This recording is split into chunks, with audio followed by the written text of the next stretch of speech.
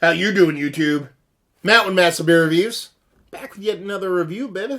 Back with a little double IPA hopeful goodness. In the form of Hill Farmstead's Double Citra. In a M&F can. Why did I not curse there? I don't know.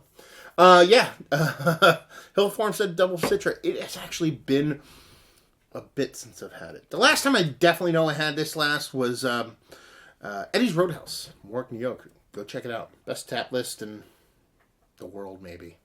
Maybe not the world, but absolutely fantastic place. Great burgers, great beers, yada, yada, yada. I think I might have had some of this out of a growler somewhere in a line share somewhere. Anyway, it's been a bit since I've been able to sit and kind of drink it on its own, sitting here in my house and enjoying it and not, being surrounded by a bunch of people yelling and screaming and stuff like that. So, super appreciative. I ended up getting this, kind of hooked up a friend with a bunch of beer, and he gave me some beer back, and this is included. So, yeah, friends, baby. How about that? What else is on the can? Double Citra, double India Pale Ale, brewed with Citra hops. Story time, because it is Hill Farmstead.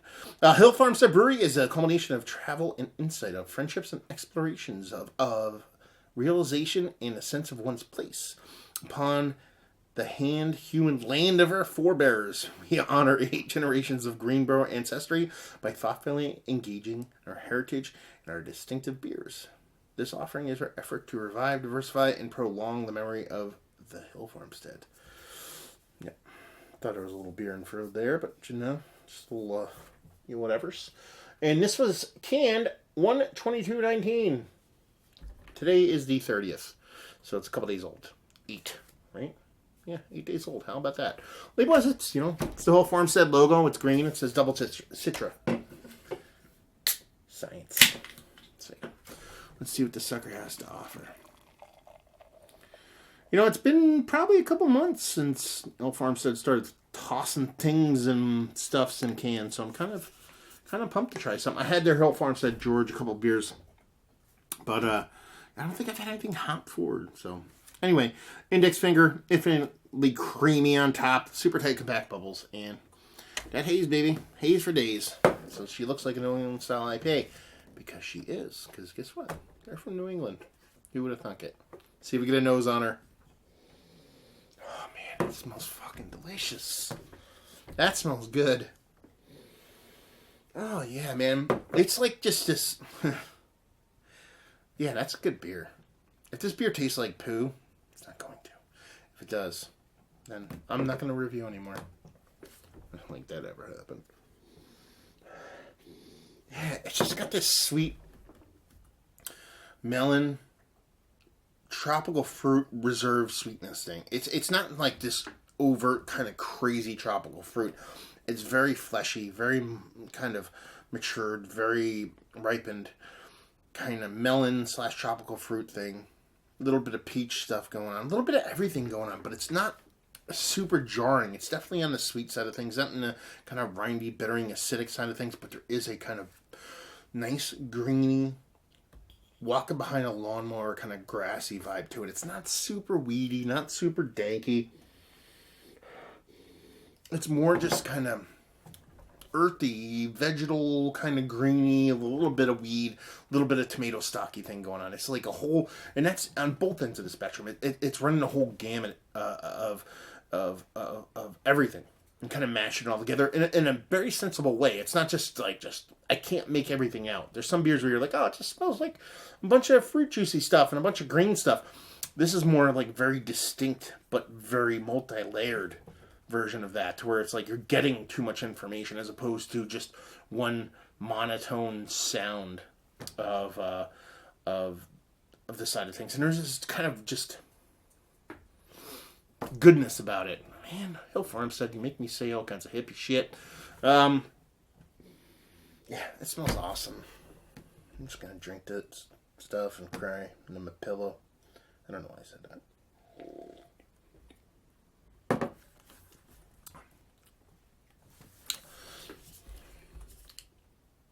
This is one of the most dangerous beers I've ever drank in my life.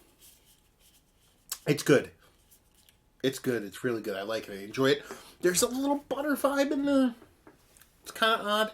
Never really got that from any kind of Hill Farmstead beer before. I get a touch of a butter vibe in there. I'm willing to dismiss that. But it has a super soft, water nerdy creaminess to it that I love so much.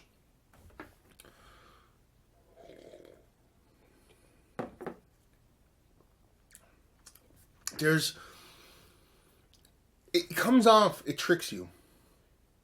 And you think it's really sweet. I'm not saying it's not sweet. But you think it's really sweet, but it's not. It's more bitter than it is sweet. But the bittering wrapped with that super soft mouthfeel, and the way the bittering comes off is all the bits and pieces of the bittering is rounded. Well, still impactful. It doesn't come off jarring. So you kind of be like, oh, this is sweet. No, it's more bittering than it is sweet. But not by a ton, but enough to where it's like, it just gives you that kind of impact that is outside what you normally get nowadays with a lot of these kind of New England IPAs. They end up just kind of coming off like infinitely super crazy sweet, or flipping the script to the super jarring 2x4 to the face bittering. What you get here is a fucking sublime, that's a fucking word, mouthfeel.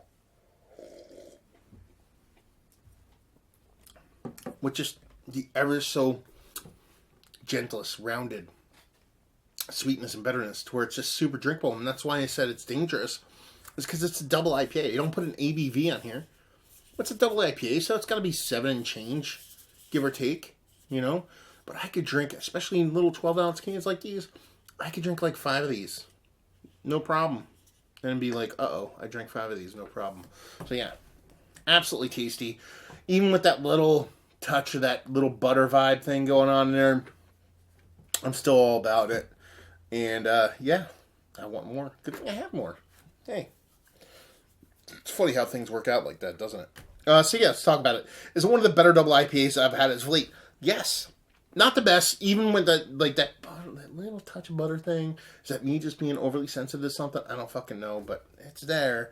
For me it is, at least. That keeps it at a world-class history fucking crushingness. Is it just a can thing, or are the other ones going to be like that? Or is it just me being weird? I don't know. But even with that, yes, it's one of the best. Value and availability? Sell Farmstead.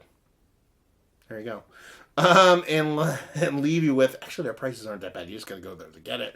And leave you with, if you like what?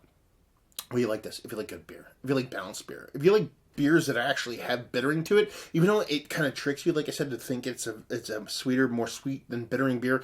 It's not the case. And if you just like, you know, that water nerd stuff and tasty stuff and beer. If you like beer, how about that one? You like this one.